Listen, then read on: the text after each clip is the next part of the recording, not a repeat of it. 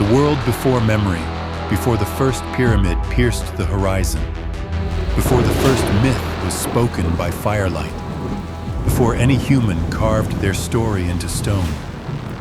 There was a world ruled not by kings, but by gods, or by those the ancients called gods. A civilization rose from nothing, as if awakened overnight. The Sumerians said they did not invent their knowledge.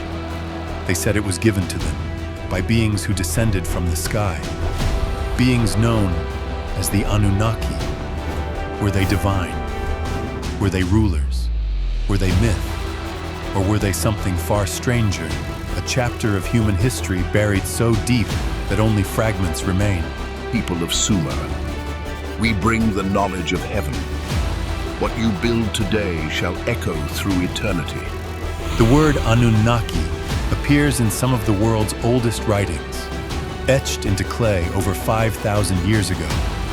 To the Sumerians, the name meant those who came from the heavens. These were not distant celestial spirits. They were described as present, walking among humanity, guiding rulers, establishing order, bringing knowledge beyond anything humans possessed.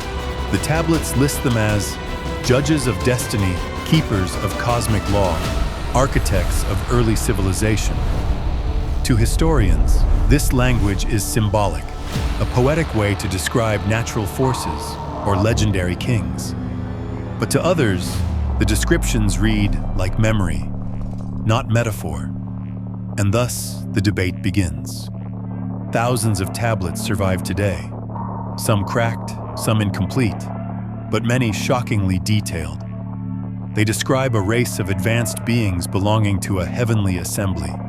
Among them, Enlil, the commander, stern, unyielding; Enki, the teacher, the giver of knowledge; Ninhursag, the life-bearer; U-Tu, lord of justice; Inanna, radiant, fierce, powerful beyond measure.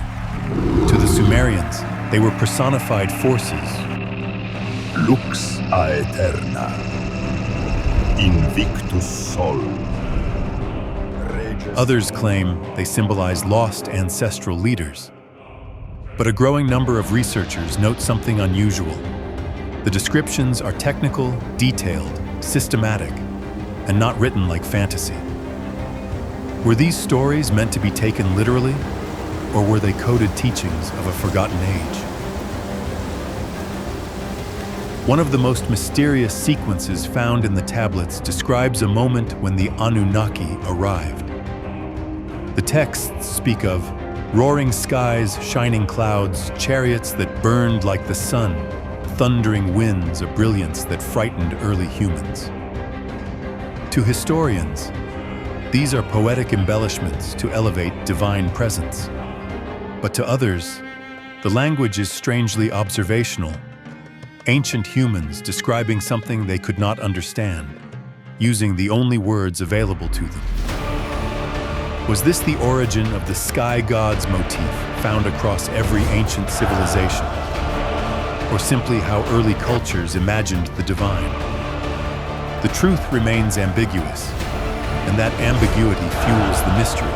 One of the most controversial tablet sequences details the creation of humanity. It describes humans shaped from clay, a substance from the earth, and mixed with the essence or blood of the gods. To mythologists, this is symbolic. To linguists, it's metaphor. To some independent researchers, the language resembles a kind of ancient genetic allegory, not because the Sumerians had modern science, but because the text describes a sudden transformation. Humans, once primitive and fragile, become builders, astronomers, mathematicians, priests, almost overnight. Civilization emerged not slowly, but explosively. Was this simply cultural evolution, a leap of intuition? Or did the ancient scribes encode a story of intervention they believed was real? Again, the answer is uncertain. The mystery deepens.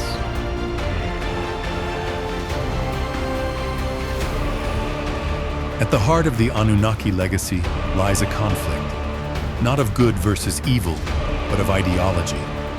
Enlil, the commander, order, hierarchy, restraint.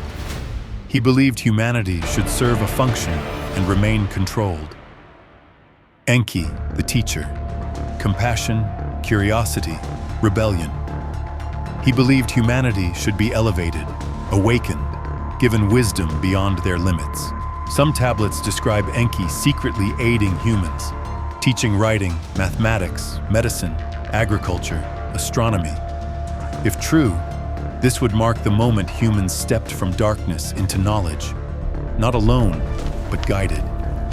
Is this allegory? Is this myth? Or is this the echo of a very real power struggle long buried in time? Across cultures, across continents, across millennia, a single story repeats, a great flood, but the Sumerian account is among the oldest.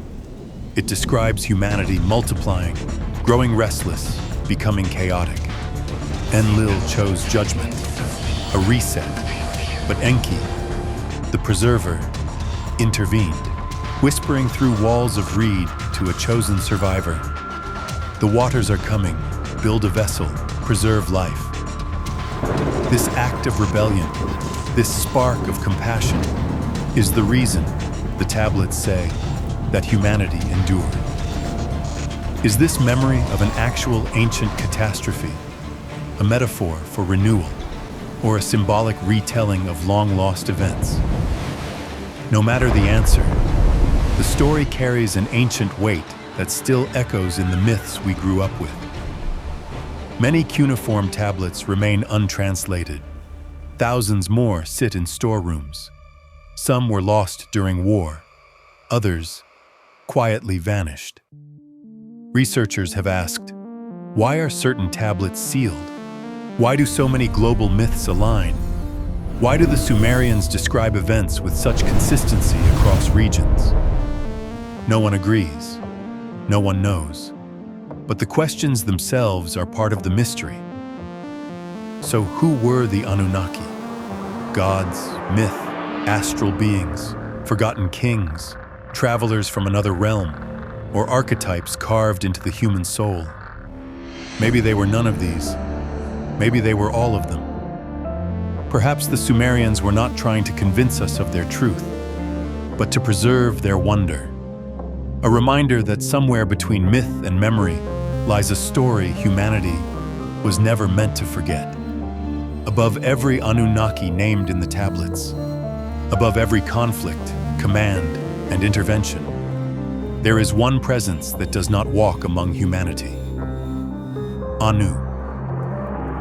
In the oldest Sumerian texts, Anu is not portrayed as a ruler who descends, but as an intelligence that oversees. He is the authority of the sky, the source from which dominion is granted, the one who defines the structure within which gods and worlds operate. Enlil commanded by his sanction. Enki taught within his permission. Even judgment and mercy unfolded inside boundaries Anu established. The tablets suggest something subtle but profound, that Earth was not an accident, that humanity was not an improvisation, and that the actions of the Anunnaki followed a hierarchy, a system, originating far above the world below. Anu does not intervene because he does not need to. Like an architect who designs a system and steps back, his influence is felt not through action, but through order. Whether Anu was understood as a god, a symbol of cosmic authority, or the distant presence of an intelligence guiding a larger design, the ancient scribes were consistent in one belief. Nothing unfolded outside his awareness. And perhaps that is the final, unsettling idea the tablets leave us with. That the greatest power in the Anunnaki story was not the one who shaped humanity or commanded the gods, but the one who stood above the entire system, watching. If this story stirred something in you, if the questions linger longer than the answers, then you are already part of the journey. Subscribe to Transcendence and Eminence. where ancient history, consciousness, and the unknown are explored without fear and without conclusions handed to you. The story doesn't end here. It continues with you.